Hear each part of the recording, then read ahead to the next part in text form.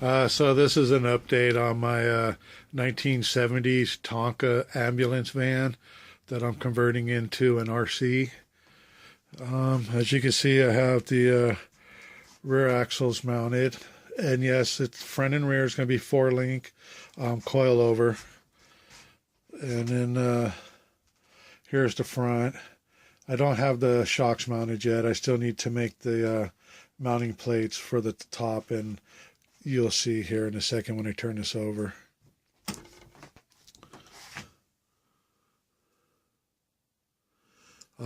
These strips on here, those are just stiffening plates because since I had to cut so much into it, I needed to stiffen it back up somehow. So that's its only purpose. They may actually even make it relocated inside the chassis. This is actually the bottom. So these axles are Rc4wd drive, and I believe it's D44s. I could be wrong about that, but they're definitely Rc4wd drives. And I do believe they're D44 axles. It was the shortest ones I could find for this. Okay, so this is the interior side, and as you can see, the shock mounts I made, they're very generic right now. I'm just prototyping and mocking up. It's not like there's a book out there to tell me how to go about doing it, so I pretty much have to just kind of figure things out for myself. These shock mounts, they will get reshaped eventually. I just needed to see where my holes were going to be. So, I'm probably going to chamfer around the corners here on all the corners. I don't know, maybe drill some little holes in it to lighten it up or what to make it fancier. I really haven't got that far on there. I just know they need to be shaped because that's just too big and bulky. Here's the front. As you can see, I don't have the shock mounts in there.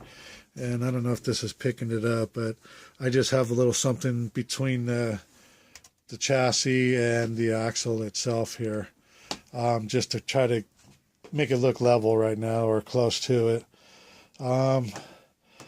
These shocks, I did a video earlier, so I might be rehashing on some of the information, but like these shocks, there was some generic brand that were designed for drift cars, for on-road drift cars.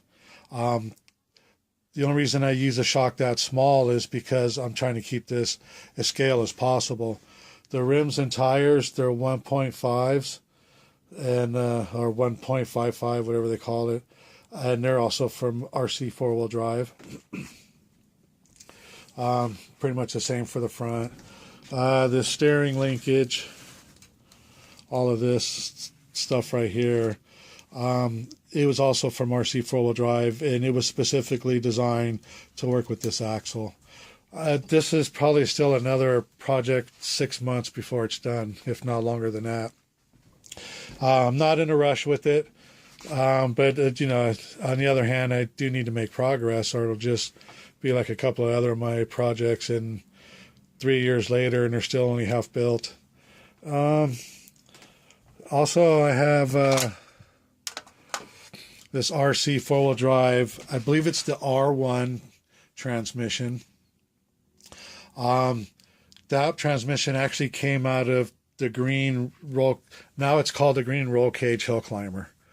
But when it was in that roll cage chassis, at that time it was called Sir Spare Parts, because I bought a transmission and I think a motor, and I had everything else, and I built a car from spare parts, from just, stuff I had laying around. But there's a video out on this where I actually bought MOA axles to put on this, but it turns out they were just way massive. I mean, the inside of the tire was going to be way out here on both sides,